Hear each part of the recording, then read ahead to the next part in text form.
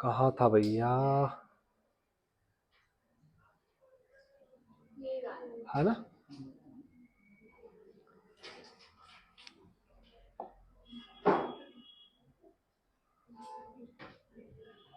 ठीक है भैया, थोड़ा बहुत लिखते चले जा रहा था, टाइम कम है थोड़ा सा, 11:30 हो गए है ना? हाँ मैं शेयर करूंगा, लेकिन ये जब कंप्लीट होगा तब मैं एक भी बनती हुई जा रही है ये, है ना? जब जब मुझे टाइम मिलता है उसी में बना रहा हूँ, इसलिए लिखते हुए जा रहा हूँ इसलिए, है ना? ठीक है, मैं वीडियोस अपलोड करता रहता हूँ, उसमें देख लेना कुछ ऐसा चीज डिस्क्रीट। और इसमें समझ में आ गया, कहानी कंफ्यूजन तो नहीं है? ठीक है। नहीं, साउंड जनरली आप कैसे मेजर करेंगे उसको? जो मेजर कर रहे हैं, हाँ, जो जिसको अपन क्वांटिटी नंबर में मेजर कर पा रहे हैं वही चीज आएगी, ये भी ध्यान रखा। अच्छा क्वेश्चन पूरा क्लियर हो गया है आपका, है ना? ठीक है, कि जो अपन क्वांटिटी में मेजर कर पा रहे हैं वही चीज अपन उसमें लिख रहे हैं, ठीक है ना? Very good question. ठीक है, अब मैं बात कर रहा हूं, यहां से आपको अभी क्लियर हो जाएगा इन्होंने जो क्वेश्चन किया था, कैटेगरियल वेरिएबल, कैटेगरी। ठीक है, ये और उस वेरिएबल में क्या फर्क है, ध्यान से समझिएगा। कि वहां पे अपन ने, जब मैंने बात की आपसे कि नंबर्स के अंदर आपने पूछा, ठीक है, न्यूमेरिकल फॉर्म में आप डाटा किसी से कलेक्ट कर रहे हैं, न्यूमेरिकल फॉर्म के अंदर, ठीक है, तो दैट इज अ कंटिन्यूअस और डिस्क्रीट। जब न्यूमेरिकल फॉर्म में किसी से डेटा कलेक्ट कर रहे हैं, that is infinite in number, तो that is continuous variable, that is finite in number, that is a discrete variable। अब ऐसे क्वेश्चंस होते हैं जब हम डेमोग्राफिक वेरिएबल्स में लिखते हैं, जिनको न्यूमेरिकल फॉर्म में हम डेटा कलेक्ट नहीं करते, उनको हम कैटेगरी के फॉर्म में डाटा कलेक्ट करते हैं। सपोज मेल, फीमेल, है ना? Lower class, middle class, upper class, ठीक है, वो नंबर नहीं है, न्यूमेरिकल फॉर्म में डेटा कलेक्ट नहीं कर रहे हैं, बट क्या कर रहे हैं, कैटेगरी के फॉर्म में क्या कर रहे हैं, डेटा कलेक्ट कर रहे हैं, तो उनको क्या बोलते हैं, कैटेगरी। नाम से क्लियर है, कैटेगरी की फॉर्म में, that is a categorical variable. Understood? समझ में आ रही? इसके सब टाइप्स होते हैं 3 तरीके से, मैं उनको भी डिस्कस करूंगा आपसे। कैटेगरी वर्ड समझ में आ रहा है?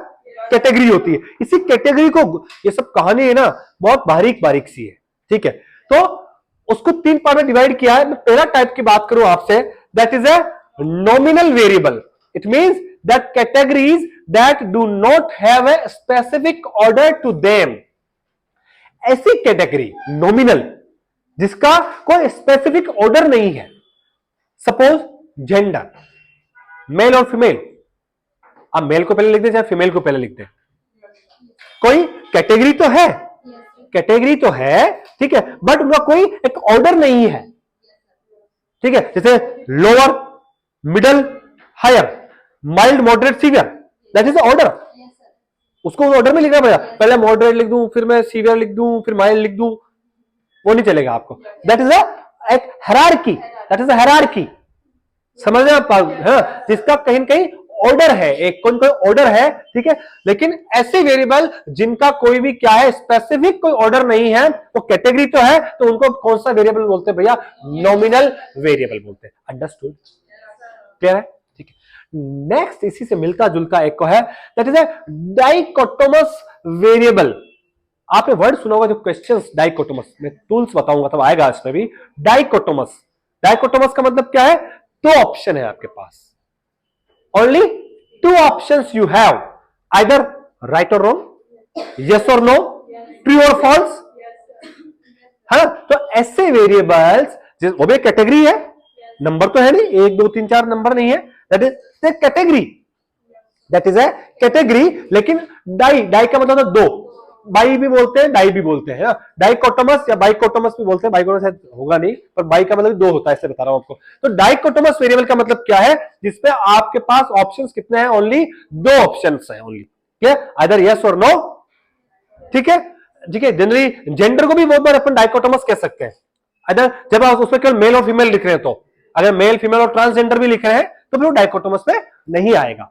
लेकिन अगर 2 ऑप्शंस आप दे रहे हैं ओनली, ठीक है, तो वो वेरिएबल कौन सा कहलाएगा? आपका डाइकोटोमस कहलाएगा। लेकिन जेंडर जो है 3 भी हो सकता है, मैं जैसे क्लियर कर लूं आपसे, ठीक है, अगर आपने मेल और फीमेल दिया है तो आपका डाइकोटोमस भी हो सकता है, आपने मेल, फीमेल और ट्रांसजेंडर भी दिया है सपोज उसके अंदर, तो आपका वो नॉमिनल वेरिएबल भी हो सकता है। तो नॉमिनल वेरिएबल में और डाइकोटोमस वेरिएबल के अंदर डिफरेंस समझ में आपको आया होगा कि नॉमिनल के अंदर क्या होता है, कैटेगरी तो होती है लेकिन कोई उनकी सीक्वेंस नहीं होती है, स्पेसिफिक ऑर्डर नहीं होता है उनका, दैट इज नॉमिनल वेरिएबल और डाइकोटोमस वेरिएबल के अंदर क्या होता है भैया, केवल दो ही आपका ऑप्शंस होते हैं। एक और थर्ड वेरिएबल की मैं आपसे बात करूं जो नॉमिनल वेरिएबल का जस्ट क्या है, अपोजिट है, that is a ordinal variable. नाम से क्लियर है, ordinal in the specific order, नाम से क्लियर है। ऑर्डिनल का मतलब क्या है, इन द स्पेसिफिक ऑर्डर। ऐसे वेरिएबल्स जिनको आपको एक स्पेसिफिक ऑर्डर की नीड रहती है, जैसे मैंने आपसे बताया अभी, माइल्ड, मॉडरेट, सीवियर, है ना, हाँ, गुड, बेटर, बेस्ट, है ना, एग्री, डिसएग्री, बहुत सारे एग्जांपल्स आप दे सकते हैं, ठीक है ना। तो एक ही लैंग्वेज में बात करूं कि ऐसे वेरिएबल्स जहां पर आपको एक स्पेसिफिक ऑर्डर की रिक्वायर्ड होती है, क्लियर, तो ऐसे वेरिएबल्स को हम क्या बोलते हैं भैया, ऑर्डिनल वेरिएबल। एनी कंफ्यूजन, कहानी क्लियर है। See, severity of disease like mild, moderate, severe, socio economic status like poor, middle and upper class, है ना, और ऐसे कई तरीके के आप एग्जांपल दे सकते हैं। तो फर्क तीनों में इतना है, नॉमिनल और ऑर्डिनल में एक में स्पेसिफिक ऑर्डर होता है, एक में ऑर्डर नहीं होता है, और डाइकोटोमस के अंदर क्या होता है भैया, टू टाइप्स के आपके पास ऑप्शन है। एनी कंफ्यूजन, आगे कहानी बात करूं, ठीक है।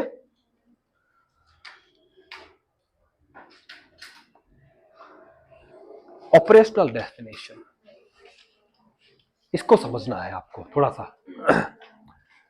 The way by which a researcher classify and define the variables under investigation। मैं दो वर्ड यहां से आपको लेकर के चलूंगा, ये भी हम रिसर्च में लिखते हैं कहीं कहीं, ठीक है, ध्यान से सुनना दोस्तों, ध्यान से।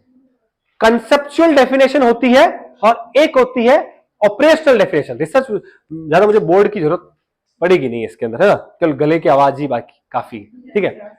तो एक होता है ऑपरेशनल डेफिनेशन और एक होता है कंसेप्चुअल डेफिनेशन। कंसेप्ट क्या है वो भी मैं बताऊंगा, कंसेप्चुअल फ्रेमवर्क क्या है वो कहानी अलग है, वो भी बताऊंगा आपको। अभी चालू तो है ना बेटा, ऑन किया था मैंने, शायद ऑन तो है। ऑपरेशनल डेफिनेशन और कंसेप्चुअल डेफिनेशन में एक एग्जांपल से समझाऊंगा, तब आपको समझ में आएगा, ठीक है। किसी भी चीज के बारे में कोई भी टॉपिक है, ठीक है, सपोज अभी अपन ने ब्रोंकाइटिस की बात की, या मैं बात करूं कॉन्स्टिपेशन की बात करूं, या मैं बात करूं आपसे डायरिया की बात करूं, ठीक है, डायरिया, हम डायरिया असेस कर रहे हैं सपोज, या कॉन्स्टिपेशन असेस कर रहे हैं किसी का, क्लियर। तो अगर मैं कंसेप्चुअल डेफिनेशन की बात करूं, तो जो आपकी बुक में दी हुई डेफिनेशन है कि आप क्या कहेंगे कॉन्स्टिपेशन की, इनफ्रीक्वेंट स्टूल है या हार्डनिंग ऑफ द स्टूल है, क्लियर है ना, तो आप उसको जनरली क्या कहेंगे भैया, कॉन्स्टिपेशन। या फ्रीक्वेंसी क्या है आपकी, एक्सेस फ्रीक्वेंसी है, वाटरी स्टूल है, लूज स्टूल है, आप उसको क्या कह देंगे, डायरिया कह देंगे, ठीक है। That is your conceptual definition. जो उस वर्ड का कंसेप्ट है वो उसको डिफाइन कर रही है, जो आपको बुक्स में भी आपको दी हुई मिलेगी। That is your conceptual definition. मैं मेरे रिसर्च स्टडी करना चाह रहा हूं जिसमें कॉन्स्टिपेशन के ऊपर कोई स्टडी करना चाह रहा हूं, डायरिया पे करना चाह रहा हूं, या ब्रोंकाइटिस पे करना चाह रहा हूं, क्लियर। तो ऑपरेशनल डेफिनेशन जो यूज करते हैं हम हमारी रिसर्च स्टडी के अंदर, क्या क्राइटेरिया यूज कर रहे हैं उसकी रिगार्डिंग रिसर्च स्टडी के अंदर, या मैं एक दूसरी लैंग्वेज में आपसे बात करूं कि उसका एक डिटेल रूप जो है, उसका एक डिटेल रूप जो है वो क्या है, operational definition. For an example आपने कहा, आपकी डेफिनेशन में डायरिया की बात करूं, सपोज आपने कहा कि सपोज पेशेंट, आपने डायरेक्ट डेफिनेशन कंसेप्चुअल क्या लिख दी कि फ्रीक्वेंसी जो है वो एक्सेस है और वाटरी स्टूल है, आपने लिख दिया, इतनी सी कहानी करके छोड़ दिया, that is your conceptual definition. आपने आपकी रिसर्च के अंदर लिखा कि जो भी पेशेंट है अगर वन डे के अंदर मोर देन 6 टाइम्स अगर वो स्टूल पास आउट कर रहा है तो ये हमारा एक क्राइटेरिया होगा डायरिया का, ठीक है। सेकंड आपने लिखा कि उसके अंदर वाटर भी प्रेजेंट है, वाटरी स्टूल है। थर्ड क्राइटेरिया आपने लिख दिया कि लूज स्टूल है, वाटर नहीं है लेकिन फिर भी क्या है, लूज स्टूल है। ऐसे कुछ क्राइटेरिया आपने क्या कर दिए भैया, सेट कर दिए कुछ डिटेल के अंदर, जिससे आप उसको इजीली आइडेंटिफाई कर पाए, टिक मार करके, नहीं ये क्राइटेरिया चेकलिस्ट से मिल रहा है, इट मींस ये हमारा पेशेंट है, इसको हम हमारी रिसर्च स्टडी के अंदर ले सकते हैं, इसको हम हमारी रिसर्च स्टडी के अंदर ले सकते हैं। सपोज और एग्जांपल देता हूं मैं आपको, मैं कोई रिसर्च स्टडी करना चाह रहा हूं चिल्ड्रन के ऊपर, कोई रिसर्च स्टडी करना चाह रहा हूं चिल्ड्रन के ऊपर, ठीक है। चिल्ड्रन के ऊपर मैं कोई भी, जैसे मैंने टेगाडर्म डायनाप्लास्ट की बात की थी, केलोरा लगाते हैं तो टेगाडर्म लगाए, ट्रांसपेरेंट लगाए या डायनाप्लास्ट लगाए, वो मैं चिल्ड्रन की स्टडी करना चाहूंगा। तो मैं अगर कंसेप्चुअल डेफिनेशन की बात करूं आपसे, तो आप चिल्ड्रन की जो डेफिनेशन होगी बुक में वो लिख करके आएगी। चिल्ड्रन क्या है, कब से कब तक की एज को कहते हैं, 18 ईयर तक मानते हैं बहुत सारी बुक, 16 ईयर, 18 ईयर, 14 ईयर मानते हैं, अलग अलग गाइडलाइंस है उसकी, है ना। कोई 14 ईयर्स में है, कहीं 16 भी है, कहीं 18 भी है आपका, ठीक है ना। तो मैं उस पर नहीं जाना चाहता, ठीक है। लेकिन मैं मेरी रिसर्च स्टडी के अंदर जो मेरी पॉपुलेशन चिल्ड्रन में ले रहा हूं, ठीक है ना, उसको मैं कैसे सेलेक्ट करूंगा, उसके लिए क्या क्राइटेरिया मैं सेलेक्ट करूंगा कि मुझे तो चाहिए जो 14 ईयर से एज से जो कम बच्चा है वो चाहिए, और मोर देन 5 ईयर एज का बच्चा वो चाहिए। तो मैं वर्ड तो मेरे रिसर्च स्टडी में चिल्ड्रन ही यूज किया मैंने, या एडल्ट पे करना चाह रहा हूं तो मैंने एडल्ट ही यूज किया, लेकिन मैंने किस क्राइटेरिया को फॉलो किया, मैंने किस क्राइटेरिया को लिया, वो मेरी रिसर्च से, that is your operational definition, कि आपकी क्राइटेरिया को कौन मैच कर रहा है, आप कौन से सब्जेक्ट को वहां से लेना चाह रहे हैं, कौन सी पॉपुलेशन को आपको लेना चाह रहे हैं। समझ में आ रहा है कंसेप्चुअल डेफिनेशन और ऑपरेशनल डेफिनेशन में ये फर्क है। कंसेप्चुअल डेफिनेशन जो एज यूजुअल आप पढ़ते हुए आ रहे हैं, जो बुक किस लैंग्वेज में आपको मिल रही है, ठीक है। ऑपरेशनल डेफिनेशन जो आप ऑपरेशन कर रहे हैं, ऑपरेशन चीरफाड़ नहीं, ये रिसर्च के ऑपरेशन कर रहे हैं आप, ठीक है। तो उस रिसर्च जो आप कर रहे हैं उसमें आपकी जो पॉपुलेशन है, आपका सब्जेक्ट है, जो भी चीज है, ठीक है, उसको आप किस तरीके से आप मेंशन करते हैं, किस चीज को आप इंक्लूड करते हैं, किस चीज को आप क्या करते हैं, एक्सक्लूड करते हैं, उसके ऊपर भी मैं आगे और आऊंगा कहानी। समझ में आई भैया? ऑपरेशनल डेफिनेशन और कंसेप्चुअल डेफिनेशन इतना सा फर्क है। समझ में आई कहानी? आगे बात करूं, ये पढ़ते रहना। नेक्स्ट चीज आती है कंसेप्चुअल फ्रेमवर्क। इसको अच्छे से लोग समझ नहीं पाए, इस वर्ड को अच्छे से लोग समझ नहीं पाए कि कंसेप्चुअल फ्रेमवर्क होता क्या है। मैं यहां पे दो वर्ड लिख करके चलूंगा आपसे, एक होता है थ्योरेटिकल फ्रेमवर्क और एक होता है कंसेप्चुअल फ्रेमवर्क, ठीक है। थोड़ा सा फर्क है, थोड़ा सा इसको समझना, लाइनें वाइनें लिखी रहती है, लिख के ले आते हैं हम भी, कोई बड़ी बात नहीं है ना, चीज समझ में आनी चाहिए, ठीक है। एक होता है थ्योरेटिकल फ्रेमवर्क और एक होता है कंसेप्चुअल फ्रेमवर्क। फर्क कितना है? थ्योरी आप जानते हैं, ठीक है, थ्योरी जो ऑलरेडी किसी ने दे दी थ्योरी, है ना, बहुत सारी थ्योरीज है, पढ़ते हैं हम, उसको क्या कर रहे हैं, फॉलो कर रहे हैं, ठीक है।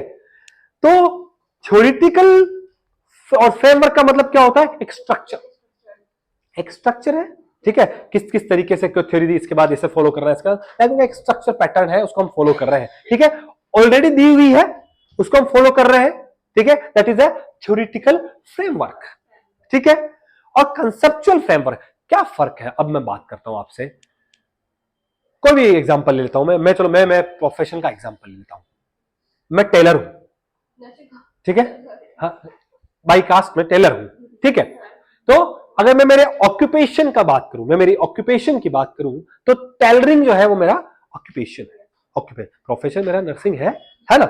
लेकिन अगर मैं बाई सरनेम बात करूं तो मैं टेलर हूं और मेरा जो ऑक्यूपेशन है वो क्या है? टेलरिंग का काम है, ठीक है। टेलरिंग सब समझते हैं? तो हाँ, तो यहां से मैं बात करूंगा थ्योरेटिकल फ्रेमवर्क और कंसेप्चुअल फ्रेमवर्क की बात करूं। तो जो टेलरिंग का काम है वो हमें किसी ने बताया होगा, पहले किसी ने, पूर्वजों ने बताया होगा कि ऐसे पेंट की कटिंग की जाती है, ऐसे शर्ट की कटिंग की जाती है, यहां से नाप लेते हैं कमर का, यहां से ये लेते हैं, लाइक दैट है। कुछ पार्ट बताए होंगे आपको, यहां से गले का नाप लेना है, यहां से हाथ का नाप लेना है, कमर का लेना है, चेस्ट का लेना है, पांव का लेना, लंबाई वंबाई चौड़ाई जो भी एज इट इज उन्होंने बताया कि आपको क्या क्या नाप लेना है, ठीक है। पेन की कटिंग काटनी है तो नीचे से आपको चौड़ा रखना है, पहले चलती थी, मिथुन चक्रवर्ती पहनता था, हाँ, बेल बॉटम चलती थी, है ना। देखो पुरानी चीजें, मिथुन की, वो अमिताभ बच्चन की मूवीज देखी होगी लंबे लंबे से, ना, तो आप देखा होगा, है ना। हाँ, जो भी आ गया ठीक है, उस पर मैं नहीं जा रहा हूं ज्यादा, clear, just I am given the example, clear. तो उन्होंने उस तरीके से उसको डिजाइन किया था, उन्होंने अपनी उसकी एक थ्योरी डेवलप की थी, क्लियर। तो वो जो उन्होंने डेवलप किया था, यहां से नाप लेना, इस तरीके से कटिंग करना, उन्होंने पूरा एक फ्रेमवर्क तैयार कर दिया इस तरीके से, और फिर आपको स्टिचिंग करनी, ये आपका चीज तैयार है, ठीक है। तो that is a theoretical framework जो पहले से किसी ने दी हुई है, और we are following that framework, that is a theoretical framework. यहां तक कहानी समझ में आ रही है? अब नए जमाने के लोग आ गए भैया, एडवांस, है ना, यंगस्टर्स आ गए, नहीं नहीं ऐसी कपड़े थोड़ी पहनेंगे, तो अपन ने क्या किया, उसमें थोड़ा सा अल्टरेशन कर दिया, है ना, उसको एंकल वाला बना दिया, उसको थोड़ा नेरो बना दिया, हाफ स्लीव शर्ट कर दिए, पहले फुल आते होंगे, ठीक है, कॉलर पहले ऐसे आती थी, उसको चाइनीज कॉलर कर दी, है ना, लाइक दैट, क्लियर। इत्तेफाक से मैंने आज चाइनीज कॉलर का शर्ट पहना है,